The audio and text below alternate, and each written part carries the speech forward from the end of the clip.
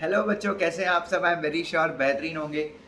Exam में अगर पास होना है, जैसे कि अब दिसंबर में अगला एग्ज़ाम है, आप लोगों के साथ टाइम टेबल ऑलरेडी शेयर हो चुका है। जिन लोगों को नहीं मिला है प्लीज़ एक बार मेरी स्टेटस में चेक कीजिए, ऑलरेडी मैंने डाला हुआ है। दिसंबर में अगर एग्ज़ाम क्रैक करना है तो सबसे इंपॉर्टेंट चीज़ मैं आपको बता दूं भाई, एग्ज़ाम के पहले सबसे इंपॉर्टेंट चीज़ होती है मल्टीपल रिविजन्स। क्योंकि सीएस कोर्स जो है वो थियरी बेस्ड कोर्स है। मतलब जैसे कि आपके 8 सब्जेक्ट हैं, 8 में से 5 सब्जेक्ट थियरी हैं। ग्रुप 1 में 3 सब्जेक्ट लॉ बेस्ड हैं, थियरी सब्जेक्ट्स हैं। आप अगर किसी से भी पूछें कि भाई अगर सीएस में एग्ज़ाम क्लियर करना है तो सबसे किफ़ायती फार्मूला राम बाण क्या है जिसके थ्रू हम सीएस में कोई भी एग्जाम एक बार क्लियर कर सकते हैं, चाहे एग्जीक्यूटिव हो चाहे प्रोफेशनल में तो 8 सब्जेक्ट थियरी है, 9 में से थियरी मतलब law based course, law based subjects हैं। तो भाई तरीका एक ही है, आप जितनी बार रिवीजन करेंगे आपके दिमाग में चीज़ें उतनी बैठती हैं। जैसे कि मैंने आपको हमेशा कहता हूँ, आप कोई भी जिम जाते हैं, आप जिम में कोई भी सेट ज़्यादा कब अच्छे से मारते हैं? ऑब्वियसली तब मारते हैं जब आप वो सेट बार बार मारने की प्रैक्टिस करते हैं, सही तरीके से प्रैक्टिस करते हैं। इन द सेम मैनर अगर आप सीएस एग्ज़ाम में अच्छा करना चाहते हैं तो रिवीजन कीजिए।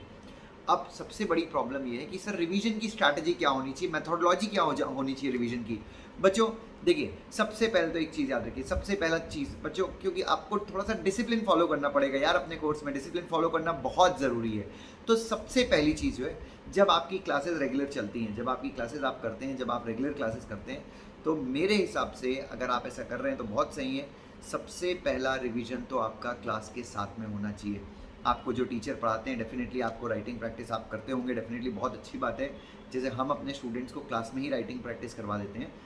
हम लोग जब पढ़ाते हैं तो एक बार तो हम राइटिंग प्रैक्टिस क्लास में ही करवा देते हैं पढ़ाने के बाद, तो वो एक राइटिंग प्रैक्टिस करते करते एक रिवीजन हो जाता है पहला। दूसरा रिवीजन बच्चों, चलिए अब बच्चों, अब दूसरा रिवीजन आपका जब क्लास खत्म होता है, बच्चों आप लोगों को जितना ज़्यादा रोज़ नहाना ज़रूरी है। अब कई लोग बोलेंगे सर मैं तो नहाता नहीं हूँ, तो ऐसे भी कई बच्चे हैं जो सीएस करते हैं और क्लास में जो भी उन्होंने पढ़ा है रिवाइज नहीं करते। तो बच्चों जितना जितना नहाना ज़रूरी है रोज़, उसी प्रकार से जो भी आपने पूरे दिन भर में पढ़ा है आपने उसको रिवाइज करना है। ऐसी पढ़ाई का मतलब क्या है बच्चों? साइंस कहता है, विज्ञान कहता है, थियरी कहती है कि जो भी चीज़ें हम पढ़ते हैं, जो भी चीज़ें हम देखते हैं, मुश्किल से हम 1 घंटे के बाद वो सारी चीज़ें हमारे दिमाग से उड़ जाती है, 90% तो उड़ जाता है। तो भाई आपको वापस से क्या करना है, वापस से आपको पढ़ना है, ठीक है? अब जब वापस से पढ़ते हैं तो पहला रिवीजन जो होता है, पहला जो रिवीजन होता है, जैसे आप जब पढ़ाई करते हैं क्लास, और वो रिवीजन बहुत जल्दी होना चाहिए। आपकी क्लास खत्म हुई 6 घंटे की, आपको कोशिश कीजिए कि 2 घंटे के अंदर आपने पूरे दिन भर जो पढ़ा है, या फिर आपकी 8 घंटे की क्लास थी तो 2.5 से 3 घंटे के अंदर जो आपने पूरा दिन भर में पढ़ा था, या अगर आपके पास टाइम कम है तो कम टाइम, लेकिन आपको हर एक सब्जेक्ट जितना आपने क्लास में पढ़ा है आपको उतनी चीज़ें देखनी है। तो ये होगा आपका फर्स्ट रिवीजन, ठीक है? सेकंड रिवीजन कैसा होगा? जब आपका सिलेबस खत्म हो जाए तो आपका सेकंड रिवीजन होगा। अब इसमें भी जब आप फर्स्ट रिवीजन पे वापस से आऊँगा। फर्स्ट रिवीजन जब आप करते हैं तो आपको बीच में संडेज आते हैं। तो बच्चों संडेज को आपको क्या करना है, संडेज को आपने पूरी वीक में जितनी बार रिवाइज किया तो आपने नोट्स निकालिए और पूरा संडे को वापस से रिवाइज कीजिए बच्चों।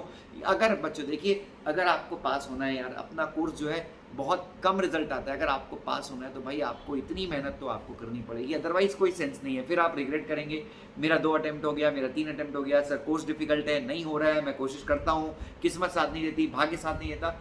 प्लीज़ रिवीजन आपको करना पड़ेगा। तो फर्स्ट रिवीजन आपका खत्म हो जाएगा। सेकंड रिवीजन में आप क्या कीजिए, हर एक सब्जेक्ट को 4-4 दिन का टाइम दीजिए। तो जैसे आप सेकंड रिवीजन करते हैं तो 4-4 दिन का टाइम आप हर एक सब्जेक्ट को दीजिए। तो एक सब्जेक्ट आप एक साथ लीजिए और 4 दिन खो जाइए, मतलब दुनिया से अपने आप को डिस्कनेक्ट कर लीजिए, आइसोलेट हो जाइए और 4 दिन आप एक सब्जेक्ट को पढ़िए। तो आपका अराउंड 32 डेज होगा, 8 सब्जेक्ट हैं और अगर आप 4 सब्जेक्ट पढ़ रहे हैं तो आप 4 सब्जेक्ट को आप 4 दिन में 4 दिन 16 दिन और फिर से एक बार कर लीजिए। सेकेंड रिवीजन 32 डेज में हो जाएगा। फिर थर्ड रिवीजन में आप 2 दिन दीजिए। एक सब्जेक्ट को कितने दिन दीजिए? आप 2 दिन दीजिए। अभी 4 दिन दिए थे, आप 2 दिन दीजिए, तो आपका वापस से 16 दिन होगा। और जो एक ही ग्रुप कर रहे हैं वो बच्चे 2 बार कर सकते हैं सेम चीज़। थर्ड टाइम जब आप रीड करें तो एक सब्जेक्ट को 1 दिन दीजिए। सर क्या आपको लगता है मेरी इंप्रूवमेंट होगी? बच्चों मेरा प्रॉमिस है आपसे, आप जब करते जाएंगे और ऐसा होगा कि एग्जाम के जब 4 दिन बचे होंगे ना तो आपकी स्पीड इतनी बढ़ चुकी होगी कि आप एक दिन में 2 सब्जेक्ट खत्म करेंगे, मेरा वादा है आपसे। तो बच्चों ये स्ट्रैटेजी है जो आपको हर एक एग्जाम के पहले फॉलो करनी चाहिए रिवीजन के लिए। It's a best strategy. आप 4 बार अपना रिवीजन खत्म करेंगे, मेरा आपसे वादा है। जस्ट इस स्ट्रैटेजी को फॉलो कीजिए। Love you all, love you so much, God bless you. और हम हमेशा आपके साथ हैं बच्चों, हमेशा मैं आपके साथ हूँ, हमारी टीम आपके साथ है। और बच्चों आपके लिए बहुत मेहनत करेंगे, बिल्कुल आप चिंता मत कीजिए। Thank you so much, God bless you.